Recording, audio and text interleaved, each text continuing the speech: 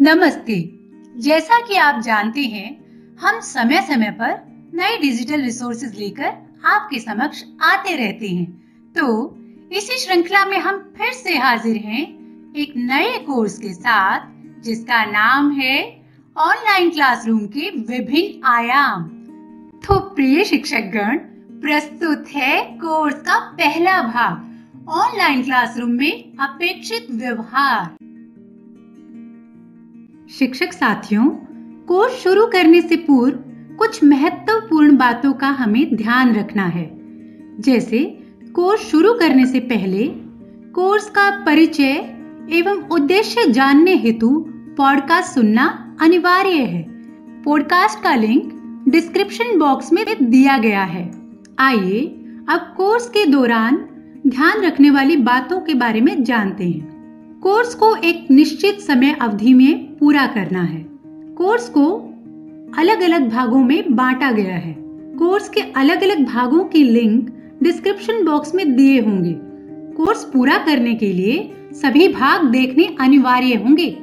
Course के दौरान एक डायरी में जरूरी नोट्स लेते रहें, ताकि कोर्स में सुझाई गई तकनीकों और गतिविधियों को कक्षा में करने में मदद मिले।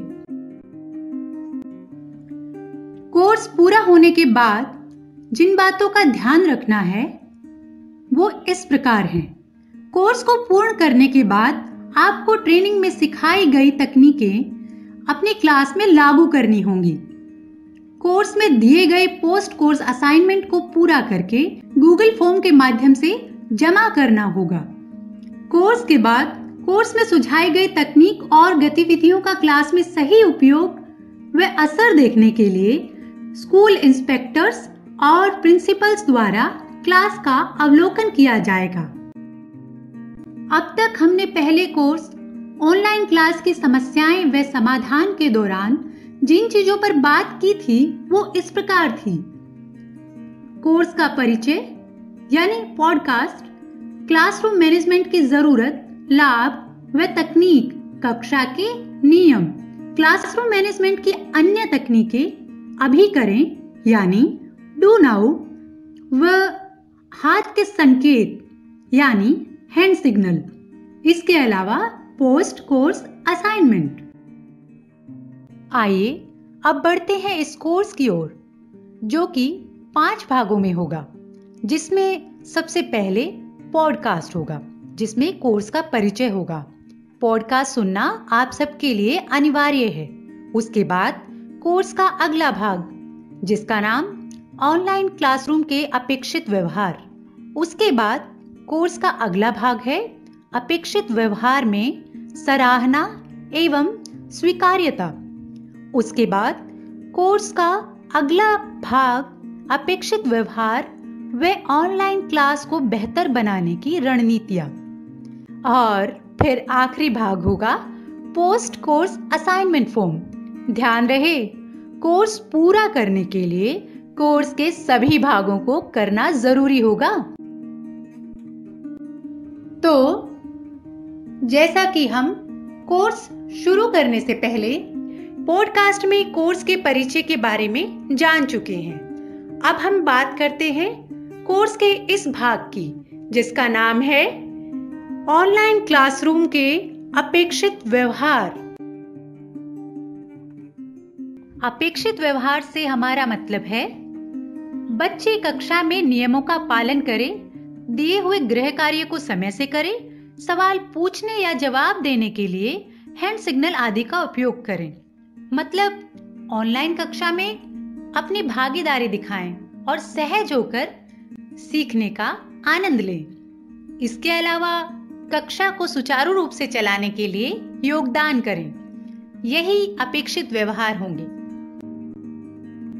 आइए आगे बढ़ने से पहले इस सवाल पर चिंतन करते हैं। अच्छा बताइए, क्या अपेक्षित व्यवहार को सिखाया जा सकता है?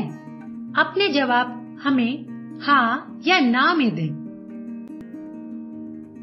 जी हाँ, हम बच्चों को अपेक्षित व्यवहार सिखा सकते हैं, ठीक वैसे ही जैसे गणित और विज्ञान जैसे विषयों को सिखाते और समझाते हैं। ठीक है, अब जरा सोचिए कि हम बच्चों को कक्षा के अपेक्षित व्यवहार कैसे सिखा सकते हैं। दिए गए बिंदुओं में से अपने जवाब छांटें।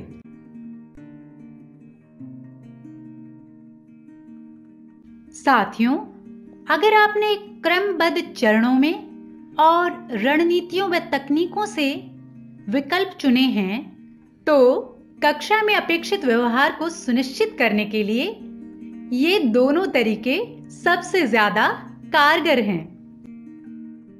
तो आइए सबसे पहले नजर डालते हैं कि एक शिक्षक किस तरह के व्यवहार से बच्चों को अपेक्षित व्यवहार सिखा सकते हैं। यानी अपेक्षित व्यवहार लागू करने के लिए टीचर बिहेवियर क्या होना चाहिए। इसके लिए हम 3 महत्वपूर्ण चरणों पर बात करेंगे। छात्रों को अपेक्षित व्यवहार सिखाने के 3 चरण निम्नलिखित हैं। पहला, क्या करना है सिखाएं, यानी टीच व्हाट टू लर्न। दूसरा, 100% अनुपालन सुनिश्चित करें, यानी इंश्योर 100% कंप्लायंस। तीसरा, फिर से करें, यानी डू इट अगेन। तो ये थे टीचर बिहेवियर के 3 महत्वपूर्ण चरण। तो अब बात करते हैं सबसे पहले चरण की। शिक्षक बच्चों को क्या करना है यह स्पष्ट रूप से समझाए। कई बार बच्चों को दिए गए निर्देश समझ नहीं आते, इसलिए टास्क, गतिविधि या तकनीक की पूरी जानकारी स्पष्ट रूप से देनी चाहिए।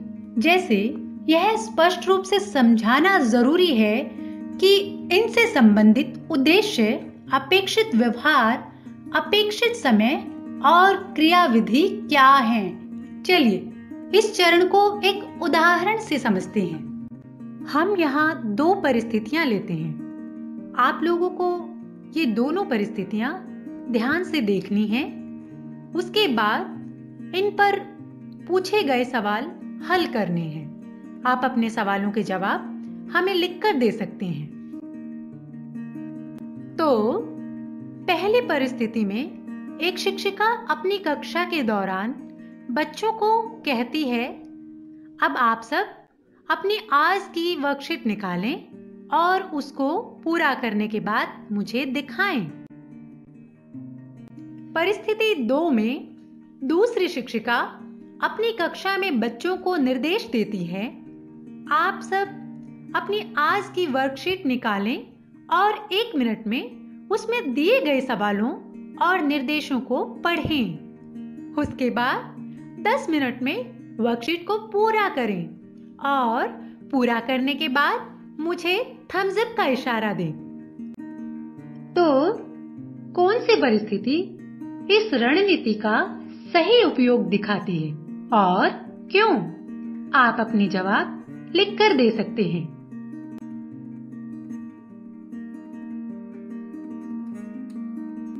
मैं जानती थी कि आप दूसरी परिस्थिति को ही सही कहेंगे, क्योंकि उसमें अध्यापिका ने स्पष्ट निर्देश दिया था और उस तकनीक को करने के सही तरीके भी बताए थे, उद्देश्य भी बताए, जिसके कारण बच्चे इस तकनीक को स्पष्टता से समझ पाए और उन्होंने इस तकनीक से संबंधित अपेक्षित व्यवहार किया।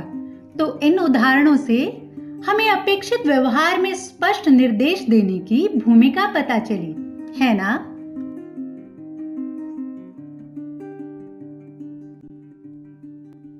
तो आइए बात करते हैं दूसरे चरण की, जो कि है 100% अनुपालन सुनिश्चित करें, यानी इंश्योर 100% कंप्लायंस।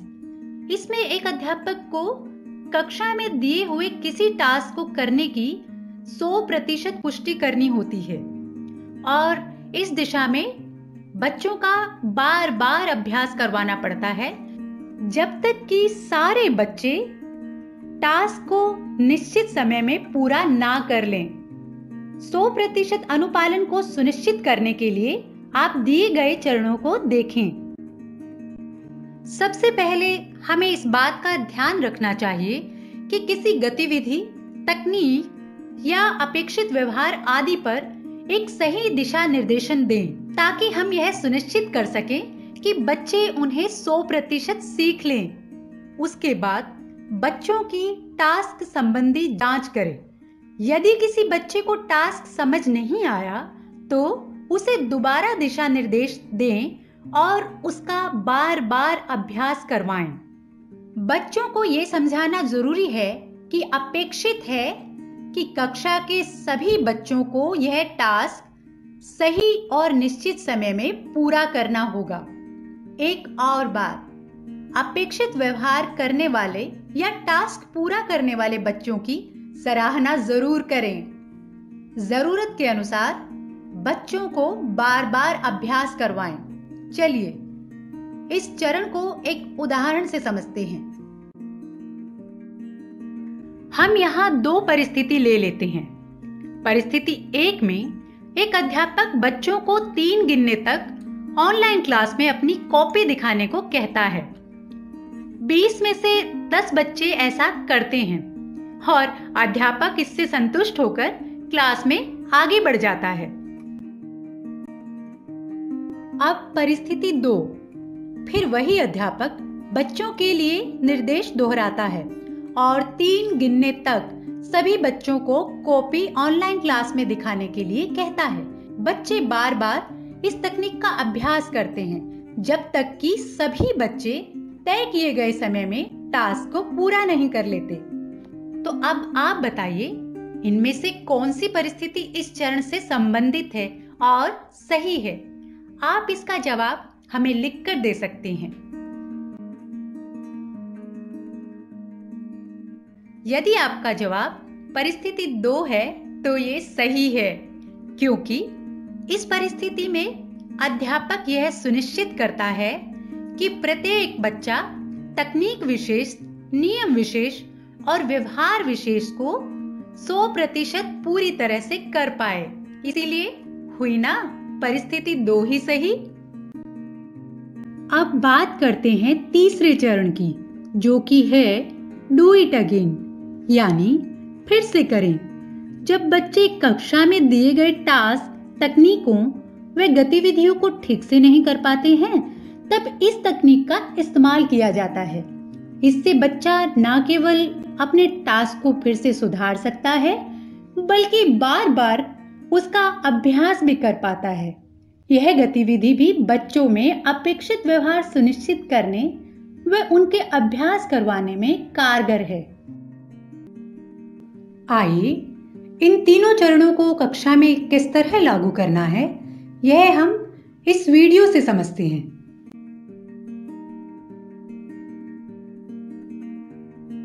सेकंड क्वेश्चन का आंसर सोचेंगे और याद करेंगे और भेजेंगे नहीं मैम, सिर्फ लिखेंगे चैट बॉक्स में, भेजना नहीं है, सेंड नहीं करना। सेकंड क्वेश्चन का आंसर गिन लीजिए, काउंट कर लीजिए।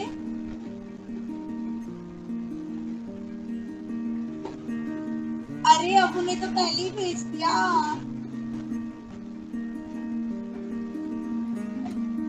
गो, अब हमें लिख के भेजना है।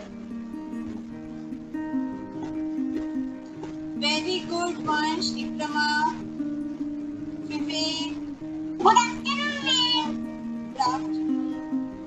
सबने कितना अच्छा करा, लेकिन एक बच्चा था जिसने फिर से पहले ही आंसर भेज दिया। अब वो हमें आंसर पहले भेजना है बाद में? बताओ, बाद में भेजना है या पहले? वो बोलने के बाद। वो बोलने के बाद। तो अभी हमारा 100% नहीं आया, तो हम एक बार और कोशिश करेंगे। आपने बिल्कुल सही बताया, लेकिन हम मैम की को बोलेगा फिर चलेंगे। ध्यान दीजिए। नेक्स्ट क्वेश्चन है ये, हमें सोचना है 3 रुपए, 3 रुपीज हम कैसे बनाएं। आपको इसका आंसर चैट बॉक्स में लिखना है और रेट करना है कि 3 रुपए कैसे बनेंगे। कौन कौन से सिक्कों को जोड़कर 3 रुपीज बना सकते हैं। आंसर भेजना नहीं है, सिर्फ लिखना है।